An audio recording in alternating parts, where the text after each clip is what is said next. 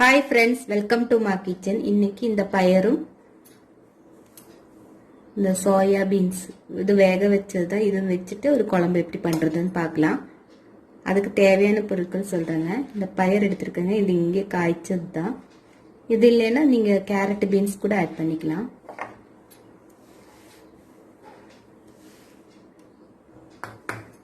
ஒரு தக்காளி பொடிசா கட் பண்ணிருக்கேங்க. 2 பெரிய வெங்காயம் 2 பச்சை மிளகாய் எடுத்து பொடிசா கட் பண்ணி வச்சிருக்கேன். இது சாலட் பண்றதுக்காக தான். 3 பல்லு பெரிய பூண்டு பொடிசா கட் பண்ணி வச்சிருக்கேன். அப்புறம் மஞ்சத்தூள் மசாலா நான் போடும்போது சொல்றேங்க. அரைக்கிறதும் நான் சொல்றேங்க. ஃபர்ஸ்ட் சாலட் பண்ண ஆரம்பிச்சிடலாம். இப்போ இந்த பெரிய வெங்காயத்தை கட் பண்ணிருக்கேன் இல்லைங்களா, இதை ஆட் பண்ணிக்கலாம்.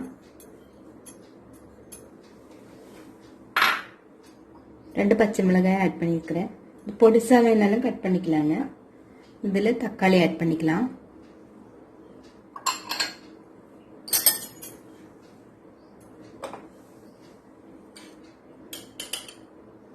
கால் டீஸ்பூன் உப்பு ஆட் பண்ணுறேங்க.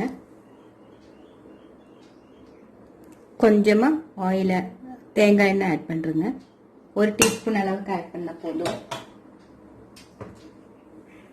இது நல்லா கையில் நல்லா உடைச்சி விட்டுடலாம்.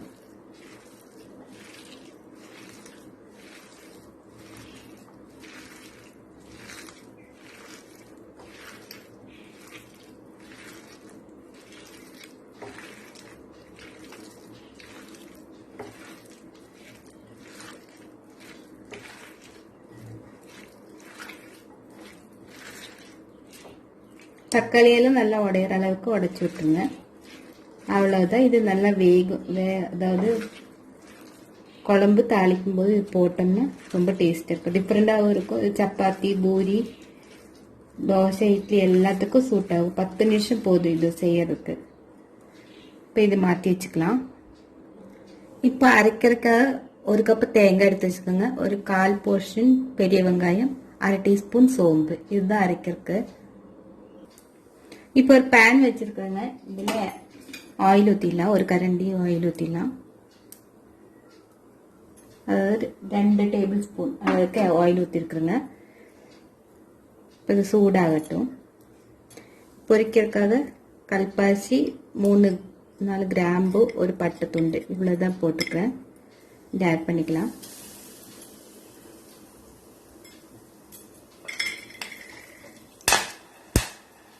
இது கூடவே 1 டேபிள் ஸ்பூன் அளவுக்கு பூண்டு பொடிசா கட் பண்ணி வச்சுருக்கோம். அதை ஆட் பண்ணிக்கலாம்.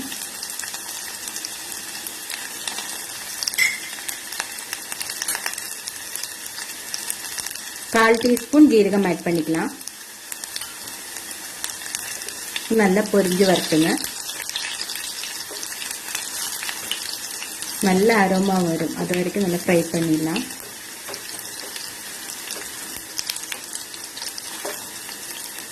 இப்போ ஓரளவுக்கு பொரிஞ்சிடுச்சு. அடுப்பை ஸ்லிம் பண்ணிட்டு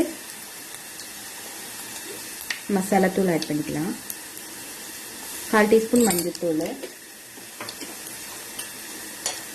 காரத்தை அது மாதிரி 1/2 டீஸ்பூன் மிளகாத்தூள்.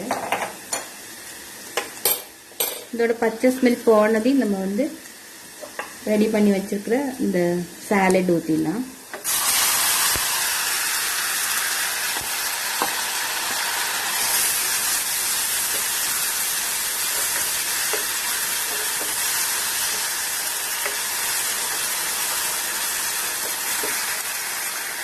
சாலட்ல உப்பு போட்டிருக்கோம்.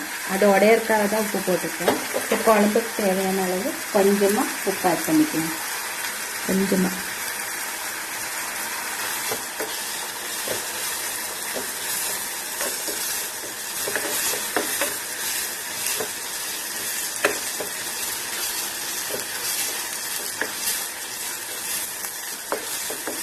ஒரு 5 நிமிஷம் நல்லா வணக்கி விட்டுருங்க.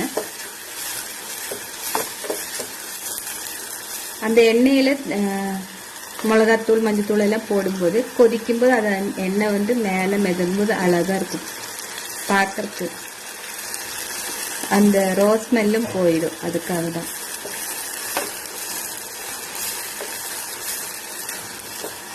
இப்போது நல்லா வணங்கிடுச்சு. இதில் 1/4 டீஸ்பூன் மிளகாத்தூள் போட்டிருக்கோம், பச்சை மிளகாயும் போட்டிருக்கோம். 1/4 டீஸ்பூனுக்கு கம்மியாக பெப்பர் போட்டுக்கலாம்.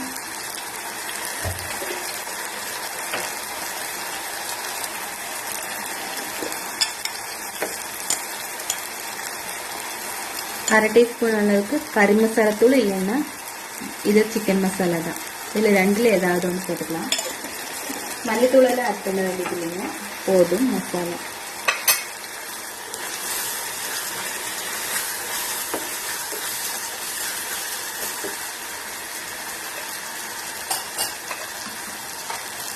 இப்போ நம்ம ஸ்கொயராக கட் பண்ணியிருக்கிற அந்த சதுரப்பயிறு பார்க்குறதுக்கு அழகாக இருக்குது, ஸ்டார் மாதிரி இருக்குது.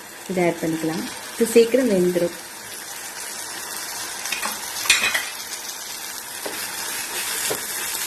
அடுப்பு ஸ்லிம் பண்ணி வச்சுருங்க, தீஞ்சிடக்கூடாது, அதுக்காக. இது நல்லா வணக்கி விட்ட பிறகு நம்ம பீன்ஸ் வேக வச்சு ஆட் பண்ணிக்கலாம்.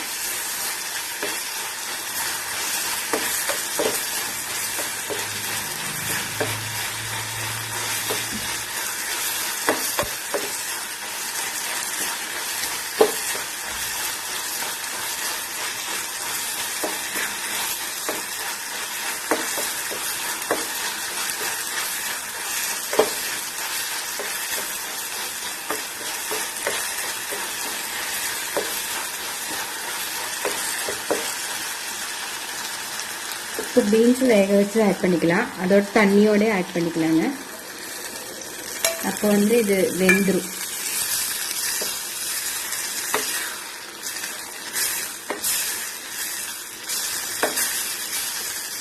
இப்போ மூடி வச்சுக்கலாம், வேகட்டும்.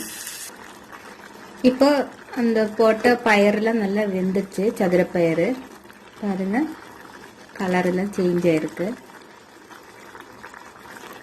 இப்போ நம்ம அரைச்சி வச்ச விழுது ஆட் பண்ணிக்கலாம். இதில் தேங்காய் பெரிய வெங்காயத்து சின்ன பீஸு, அரை டீஸ்பூன் சோம்பு போட்டு அரைச்சி வச்சுருக்கோங்க. இதை ஆட் பண்ணிக்கலாம்.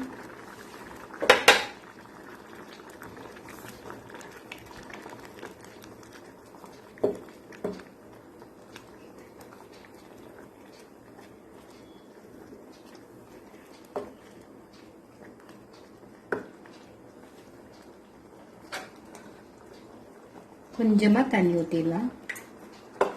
நம்மளுக்கு எவ்வளோ திக்னஸ் அதுக்கு தகுந்த மாதிரி தண்ணி ஊற்றிடுங்க.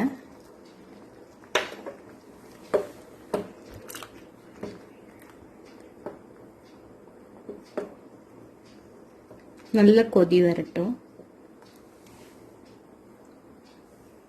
நல்ல அரோமா இருக்கு. இங்கே எல்லாரும் செஞ்சு பார்த்துட்டு உங்கள் கமெண்ட்ஸ் எனக்கு மறக்காம சொல்லுங்க. அந்த காய் வச்சு பொரியல் செஞ்சு காமிக்கிறேன் ஒரு நாளைக்கு. அதுவும் வேணும்னா நீங்க கமெண்ட்ல சொல்லுங்க.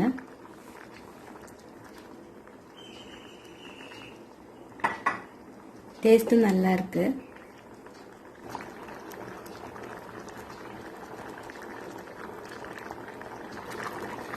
பாருங்க, குழம்பு நல்லா கொதிச்சிருச்சு. இப்ப சர்வ் பண்ணிடலாம். சர்வ் பண்ணியாச்சுங்க. எல்லாரும் செஞ்சு பார்த்துட்டு உங்கள் கமெண்ட்ஸ் எனக்கு மறக்காமல் சொல்லுங்கள். இந்த வீடியோ பார்த்ததுக்கு ரொம்ப ரொம்ப தேங்க்ஸ்.